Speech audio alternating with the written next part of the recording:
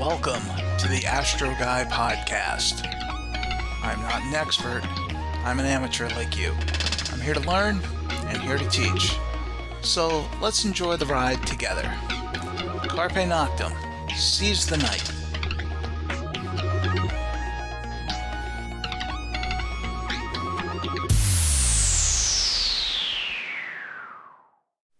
I'm your host, Wayne Zool, and this is the Astro Guy podcast. This August has had a bit of astronomy in the news. Last month, we saw the release of the first images from the James Webb Space Telescope, and they are just simply amazing. It's going to be so much fun seeing all the great discoveries that will be coming out of this great space observatory over the next 20 years. Comet Pan Stars is still visible as darkness falls at the start of the month, but you'll need to try to see it quickly as it's rapidly moving south as it heads towards its closest approach to the Sun. The comet is only visible in binoculars or a telescope, and it's quickly heading out of Ophiuchus and moving into Scorpius, where by month's end it will be difficult to pick out of the evening twilight. It may still put on a show for observers in the southern hemisphere. Only time will tell. On August 11th, the annual Perseid meteor shower will be at its peak. Unfortunately, the moon will be full and will likely wash out all but the very brightest Perseids. This sadly is not a good year for the Perseid meteor shower. Speaking of the moon, it begins the month as a nearly 17% illuminated crescent, low in the west after sunset. On the 5th, it will be at its first quarter phase.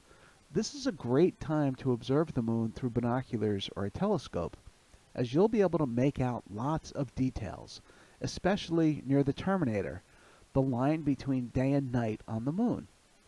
The last quarter moon is on the 19th, and new moon occurs on the 27th. Most of the planets are putting on a good show this month. Mercury, however, is lost in the evening twilight glow for most of the month, briefly appearing very low in the western sky late in the month. October mornings will offer a better glimpse of Mercury, so you just have to wait a couple of months. Brilliant Venus is shining brightly at magnitude minus 3.89, low in the east-northeast skies before sunrise. Try to spot it while you can, as it will soon be lost in the twilight glow until it reappears in the evening skies later this year. Mars is slowly getting larger and brighter as it heads towards opposition in December. Shining at magnitude 0.1, Mars is easy to spot in the early morning sky. Its distinctive reddish-orange hue make it stand out. At the start of the month, Mars is in Aries, but by August 9th, it will have moved into Taurus. By the end of the month, Mars rises around 11:30 p.m. and is well placed for viewing around 2 a.m. Mars still appears small, as it only spans about 8 seconds of arc. The last quarter moon will be about 2.5 degrees away from Mars on the 19th, making a beautiful sight on that morning. On the 31st, Mars will be just under 6 degrees northwest of Aldebaran. It will be interesting to contrast the two, as Aldebaran is slightly fainter than Mars, but many people see their colors as very similar. What do you see? Jupiter spends the entire month in the constellation Cetus, just south of Pisces. It's easy to spot because it's so bright, shining at magnitude minus 2.76, and spanning about 47 arcseconds. Jupiter has a close approach to the moon on the 15th, when they'll be separated by about 3.5 degrees. Jupiter looks great in any telescope, and you should easily see the equatorial bands, and if timing is right, the Great Red Spot. As always, night over night, you can watch the dance of Jupiter's 4 Galilean moons. Saturn is the show stealer this month, as it is at opposition on the 14th, meaning that it rises when the sun sets and sets when the sun rises. Since Saturn will be in the sky pretty much all night, it's a great time to observe it. Located in Capricorn all month, Saturn is bright, glowing at magnitude 0.32, and appearing to have a whitish yellow hue to the naked eye. Even 10-power binoculars will show Saturn's rings, but to really appreciate them, a telescope will do a better job. Saturn's disk spans 19 seconds of arc, but if you figure the rings into that, the planet spans 45 arc seconds. On the 12th, the moon will be 4.5 degrees south of Saturn, making a beautiful pairing. Uranus is in the constellation Aries all month.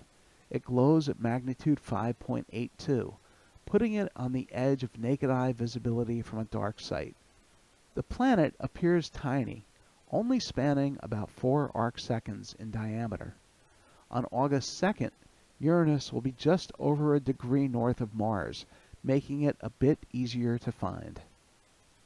Neptune requires binoculars to spot, and a telescope is needed to detect that it's anything more than just another bluish star in the sky. Glowing feebly at magnitude 7.7, Neptune only spans 2.35 arc seconds. It appears very small.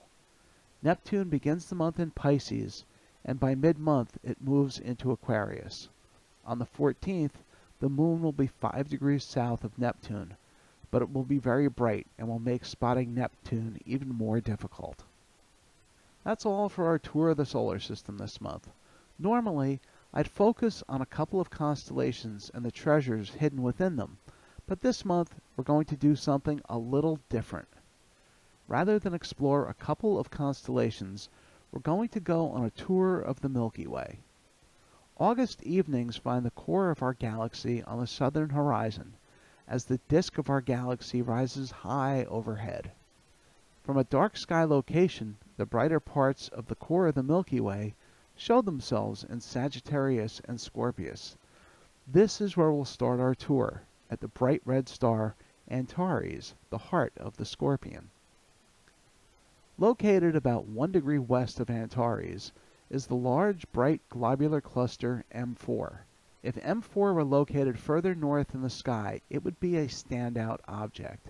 M4 is easy to spot in binoculars, where it will appear as a fuzzy glow. Observing it through a telescope will reveal dozens of stars within the cluster. M4 glows at magnitude 5.9 and spans 26 arc minutes, making it one of the largest globular clusters in our skies. M4 lies about 7,200 light-years away from us.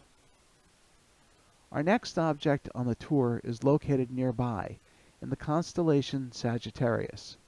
To find this gem, locate the Teapot asterism. Then going from the 3rd magnitude star Alnizi, the tip of the spout of the Teapot, sweep north 6 degrees and you'll see a large open cluster of stars. Careful observations will reveal a hazy grayish cloud surrounding the stars. This is the famous Lagoon Nebula, known as M8. It is a bright emission nebula that shines at magnitude 6.0 and spans 1.5 degrees by 2/3 of a degree. The Lagoon Nebula is about 4,100 light-years away from us. Binoculars or a telescope at low power will yield the best views of this stellar nursery. About 1.5 degrees north of M8 lies the next object on our tour, M20, also known as the Triffid Nebula, located about 5,200 light-years away from us. Smaller and fainter than its neighbor, it's actually pretty easy to see. After some careful observations, you should be able to spot the dark lanes of dust that give the Triffid its name. The Triffid glows at magnitude 6.3 and spans 20 arc minutes. Binoculars will show it easily, but a telescope will help bring out the details. Long exposure photographs show it as a red emission nebula and a blue reflection nebula. This is an object that you'll return to again and again. Our next tour object is also nearby.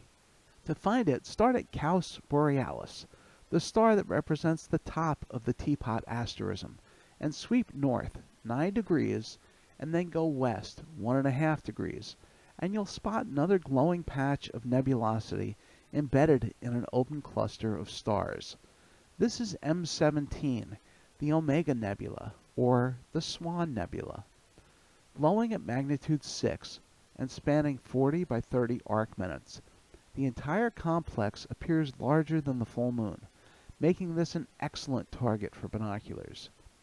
Located about 5,500 light-years away, the Swan is a wonderful sight in any telescope at low magnification. Bright and easy to find, M17 will surely become one of your summertime favorites to observe. Our next object is very close by the Swan. Just nudge your telescope or binoculars 2.5 degrees north and half a degree west, and you'll be looking at one of the most famous deep sky objects in the night sky. It is commonly referred to as the Eagle Nebula, the Star Queen Nebula, or M16. In the What's Up in the Sky July episode, we spent some time discussing the Eagle Nebula, made famous by the Pillars of Creation image taken by the Hubble Space Telescope. When I'm observing on August evenings, the Eagle is always one of the objects that I spend a bit of time observing. The Eagle complex is large, spanning more than 2 degrees wide, and listed at 6 magnitude. It is located about 7,000 light-years away. If you're in a very dark sky location, you might even be able to pick it out with the naked eye.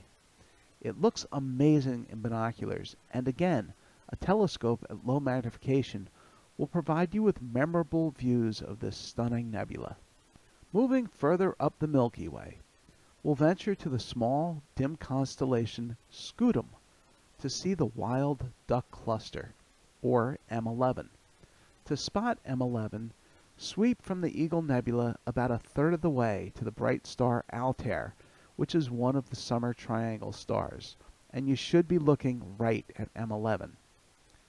Located about 6,100 light-years away from us, this dense open cluster spans about 95 light-years in diameter, and from dark skies is visible to the unaided eye as a faint patch about half the size of the full moon.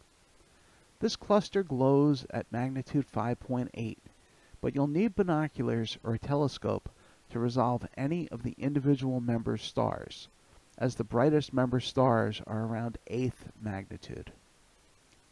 Our next object is one of my personal favorite summertime objects to observe. It's not very flashy, but for what it lacks in pizzazz, it makes up for it with personality and being very easy to locate. To find our next treat, look for the tiny constellation Sagittarius, the Arrow. This constellation actually looks like what it's supposed to be. Made up of 4 fourth magnitude stars, you can spot this constellation by starting with the 3 stars of the summer triangle, Deneb, Vega, and Altair. Imagine that the triangle is upside down, with the pointy side down. Have Altair as that peak of the triangle. Now, from Altair, imagine a line going right through the middle of the triangle to the base. About 10 degrees along that line from where Altair is where the constellation Sagittarius lies. Once you spot it, you'll always see it. The constellation has 3 stars that make up the tail of the arrow, and another star represents the shaft of the arrow. At about the middle of the shaft is where our next treat lies. In binoculars, you'll see the Globular Cluster M71 as a dim, hazy patch of light. In a telescope, you'll see more detail, and with continued observations, you'll be able to resolve member stars of the cluster. The cluster is listed at magnitude 8.2 and spans just over 7 arc minutes and is located 13,000 light-years distant. While it may not be as impressive as M4 or M13, this little guy, referred to as the Angelfish Cluster, is an overlooked object that I hope will become a summer favorite of yours. Another great object that you'll return to again and again is located just a few degrees away from M71. I'm referring to the famous Dumbbell Nebula in Vulpecula. To locate the Dumbbell, start at the tip of the arrow in Sagittarius and move 4 degrees north. The Dumbbell should be in your field of view. In binoculars, the Dumbbell or M27 will appear small, but it's pretty easy to see. In a telescope, you'll notice that it has the distinct shape of an apple core, which is its other name, the apple core nebula. Planetary nebula form as dying white dwarf stars begin puffing off their outer layers of gas. They are called planetary nebula as many appear round or planetary in shape, but they appear rather ghostly and not solid. M27 is listed as magnitude 7.5 and spans 8 by 5 arc minutes. It is located in the constellation Vulpecula, the Fox, and is 1,360 light-years distant. It was also the first planetary nebula discovered by Charles Messier.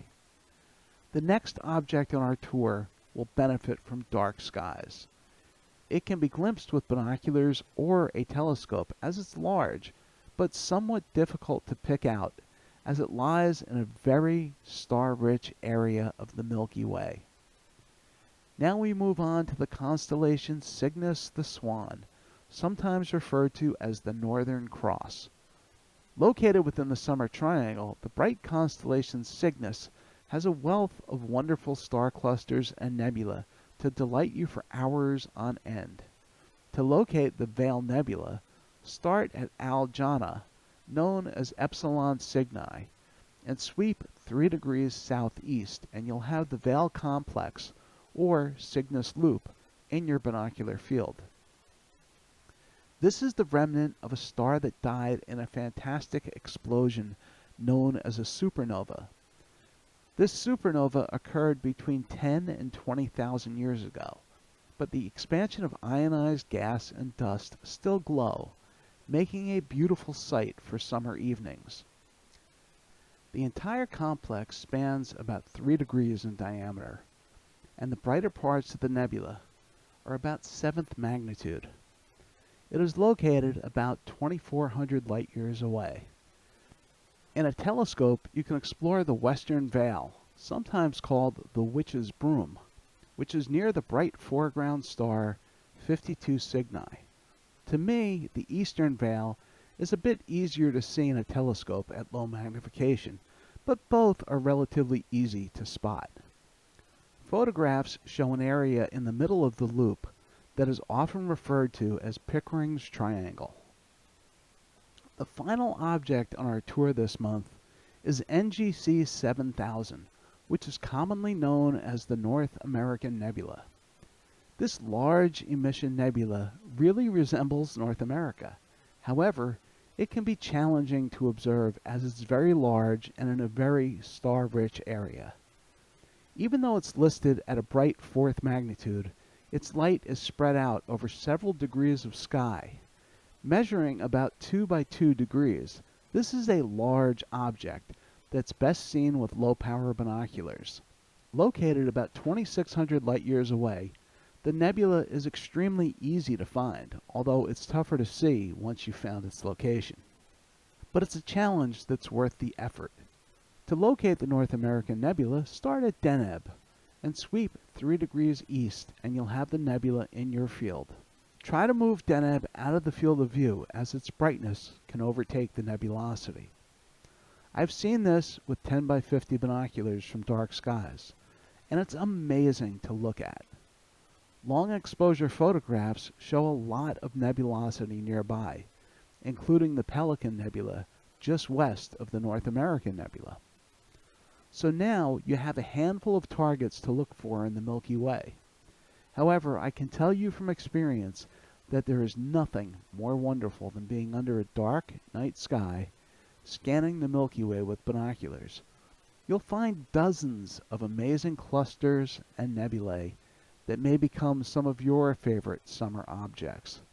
So enjoy the night skies while it's warm out, and explore the splendors that our Milky Way has to offer.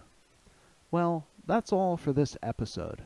Thank you so much for tuning in, and I hope that you found our time together to be fun and helpful. If you have questions or episode suggestions, please email us at astroguypodcast@gmail.com, or leave us a text or a voicemail at 973 404-0380. If you're not already a member, please join the Astro Guy podcast group on Facebook. You'll find other members, videos, blogs, and other useful information there for your enjoyment. You can also visit our YouTube channel, the Astro Guy Podcast, for past episodes and other surprises. Please subscribe. It would be great if you would consider leaving us a review on your podcast platform. It helps us to get new listeners. Thank you again for listening, and may your skies be clear. As always, Carpe Noctem. Seize the night.